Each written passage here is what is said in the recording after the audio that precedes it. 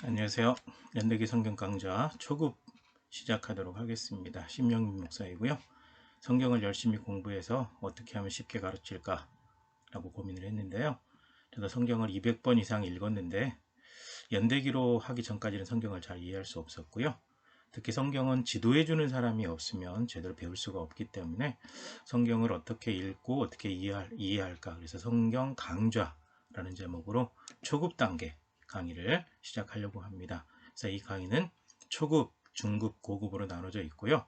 먼저 초급 단계는 성경의 전체적인 흐름을 파악하는데 주 목적을 두고 있기 때문에 그 목적대로 초급 단계 강의를 시작하도록 하겠습니다. 먼저 제1강, 성경에 대해서 알아야 되기 때문에 성경에 대해서 아는 시간을 앞 시간에 좀 넣어 놓았습니다. 자, 이 성경은 하나님께서 우리에게 주신 가장 좋은 선물, 가장 귀한 선물이라고 생각이 되어집니다. 왜냐하면 이 성경 말씀 속에 하나님께서 원하시는 뜻이 담겨 있고 하나님의 은혜와 복을 누리는 모든 비결이 담겨 있고 신앙인이 어떻게 살아가야 할지에 대해서 분명히 말씀을 해주고 있기 때문에 그렇습니다. 그래서 성경이라고 하는 말은 히브리어 비브리온에서 와서 이제 바이블이라고 보통 많이 읽고 있죠.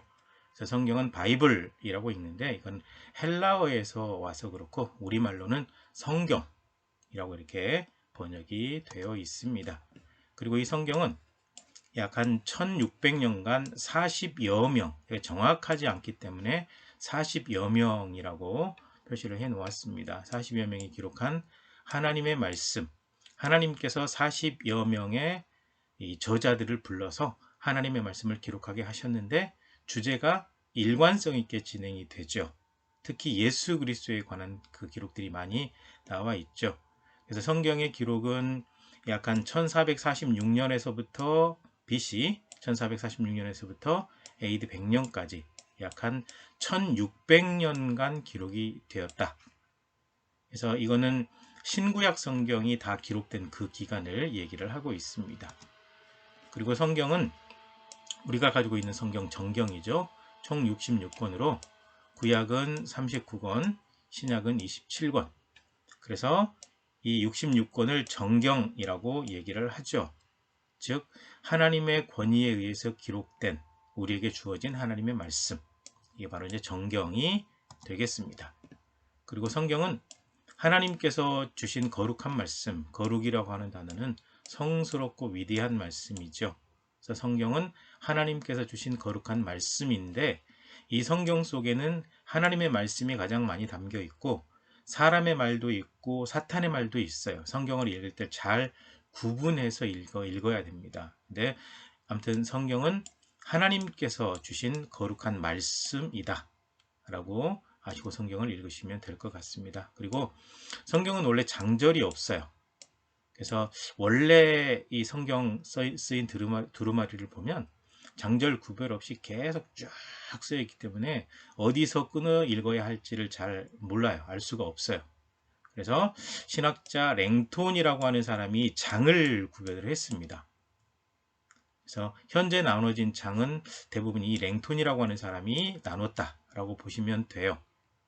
그리고 신약 성경 같은 경우는 이 스테파누스가 장, 절 이걸 나눴는데 말 타고 여행하면서 나눴어요. 그래서 구약도 그렇고 신약도 그렇고 보게 되면 장절 나눠진 것이 조금 애매한 부분이 있어요. 그러니까 이분들도 완전히 그 원어에 대해서 능통한 것이 아니라 어느 정도 능력을 가지고 있는데 또 여행하면서 내지는 각자 일을 하면서 나누다 보니까 조금 어려움이 있어요. 그래도 성경 장절을 찾는 데 도움을 준 분이 바로 이 두 분이다 라고 보시면 될 것 같고요.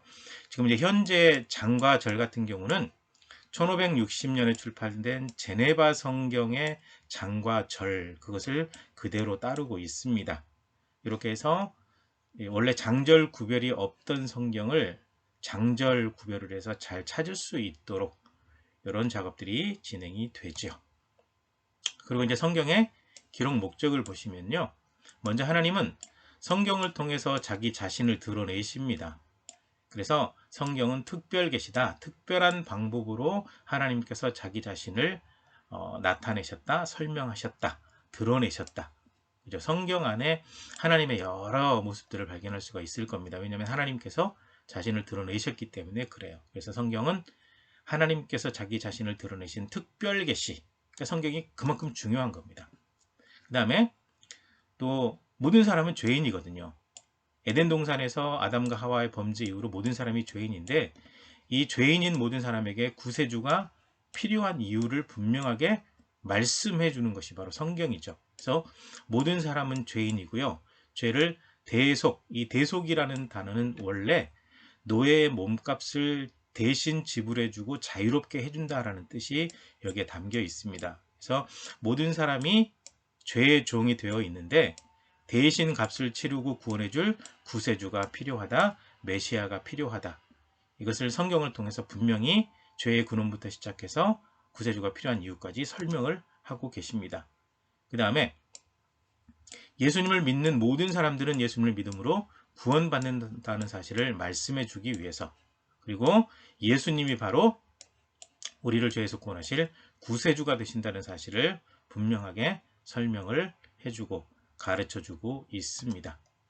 그 다음에 이런 모든 것들이 하나님의 약속대로 이루어졌거든요. 그래서 성경을 하나님의 약속이라고 부릅니다. 그래서 하나님께서 성경을 통해서 약속하셨고 이 약속대로 하나님께서 분명히 실행을 하시거든요. 그래서 성경은 하나님의 약속. 그래서 성경을 하나님의 약속으로 부른다. 모든 사람들이 신약, 구약할 때 약속약자라고 쓰고 있거든요. 그래서 하나님의 약속이 성경이다 라고 보시면 되고요. 그 다음에 하나님께서 성경을 주신 이유는 신약에서 구체적으로 설명을 하고 있습니다. 먼저 디모데후서 3장 16절에서 하나님의 사람으로 온전하게, 즉 바른 믿음을 갖고 온전한 하나님의 사람이 되도록 하기 위해서, 그 다음에 하나님의 사람이 어떻게 하면 선하게 살아갈 수 있을까, 그 길을 알려주기 위해서 성경을 주셨습니다. 그 다음에 요한복음 20장 30절 31절에 의하면 예수님이 하나님의 아들이심을 알고 믿고 영생을 얻도록 하기 위해서 성경을 주셨습니다. 그리고 요한일서 5장 13절에 의하면 모든 믿는 사람은 이미 영생을 얻었다. 이게 얻었다라고 선언을 하고 있거든요. 요한일서 5장 13절에. 그래서 모든 믿는 사람이 이미 예수님을 믿고 있기 때문에 영생을 얻었다는 사실을 알려주기 위해서 이 성경을 기록해 주셨습니다. 그래서 성경이 무엇인지, 성경의 기록 목적이 무엇인지 간단하게 설명을 드렸는데요. 이렇게 성경을 하나님께서 우리에게 주신 이유가 분명히 하나님의 백성으로 삼고 하나님의 백성답게 살아가는 그 방향을 알려주기 위해서, 영생을 얻는 길을 알려주기 위해서 분명히 말씀하셨고 성경을 주셨거든요. 그래서 성경 말씀을 더 가까이 하고 말씀을 통해서 하나님의 놀라운 사랑과 구원의 은혜를 누릴 수 있도록 하시면 좋겠습니다. 그리고 성경의 정경화 과정을 다 설명을 드릴 수는 없지만요. 간단하게 말씀드리면 기독교는 여러 정경화 과정을 통해서 이 정경을 딱 구약 39권, 신약 27권 이것만 인정합니다. 그리고 외경이라고 하는 책이 있는데 캐톨릭하고 개신교가 같이 번역했던 공동 번역에는 외경이 들어가 있는데 캐톨릭은 인정하지만 우리 기독교에서는 외경을 정경으로 인정하지는 않아요. 그래서 읽어서 유익한 책이기는 하지만 정경에는 못 들어간다. 그리고 이제 위경이 있습니다. 위경. 말 그대로 가짜 성경입니다. 이건 너무 허구적인 내용들이 많이 담겨 있기 때문에 성경으로 인정하기 어렵다. 그래서 가짜 성경이다 라고 이렇게 구별을 해놓고 있습니다. 그리고 정경을 결정할 때 조건은 사도적인 권위, 이제 사도들이 인정을 했냐 또는 사도들이 기록을 했냐, 요게 이제 첫 번째 조건이고요. 두 번째로는 오래되었냐, 교회가 오랫동안 사용했냐, 잘 보관했냐, 그 다음에 책의 정통성, 교회가 이 책을 계속해서 인정하면서 읽고 교육했냐, 이 부분이고요. 그 다음에 보편성, 몇몇 교회만 가지고 있는 것이 아니라 대부분의 교회들이 가지고 사용을 하고 있냐라는 거고, 전통적인 사용 여부, 계속해서 이 말씀을 사도들부터 시작해서 계속해서 사용했냐, 그렇지 않았냐 라고 하는 부분. 그 다음에 영감성, 성령의 감동으로 기록이 되었냐, 인위적인 방법으로 기록이 되었냐, 이게 조건이고요. 또 한 가지는 신앙인의 믿음과 삶에 도움이 되느냐, 요 내용들을 기준으로 해서 정경을 선택을 했습니다. 그렇게 해서 이미 결정이 됐기 때문에 우리는 이 작업을 또다시 할 필요는 없습니다. 그래서 구약은 AD 90년에 이 암리아 회의에서 39번 결정이 됐습니다. 그래서 이 암리아는 지금의 이스라엘 중앙에 위치한 도시 야브네를 의미를 하더라고요. 그래서 그냥 인터넷에서 사진 가져와 봤는데 아마 이런저런 뭐 대화, 논쟁, 회의를 통해서 결정이 되었을 걸로 보여지거든요. 구약은 이 암리아 회의에서 AD 90년에 39권을 확정했다. 이렇게 보시면 되고요. 신약은 AD 397년에 아프리카 튀니지에 있는 카르타고 회의에서 27권을 정경으로 확정을 했습니다. 여기가 바로 카르타고입니다. 튀니지의 카르타고. 이 지역에서 신약은 AD 397년에 27권을 정경으로 확정됐습니다. 이렇게 해서 신구약 성경 66권이 우리 손에 들려져 있고요. 이 말씀은 신앙인의 길잡이가 되는 말씀이기 때문에 열심히 공부하고 배워서 하나님의 말씀대로 순종하는 방법, 신앙인답게 사는 그 모든 것들을 배우고 하나님의 말씀대로 살아갈 수 있도록 준비하는 것이 대단히 중요합니다. 자, 오늘은 여기까지고요. 다음 내용은 계속 이어서 강의하도록 하겠습니다. 수고하셨습니다.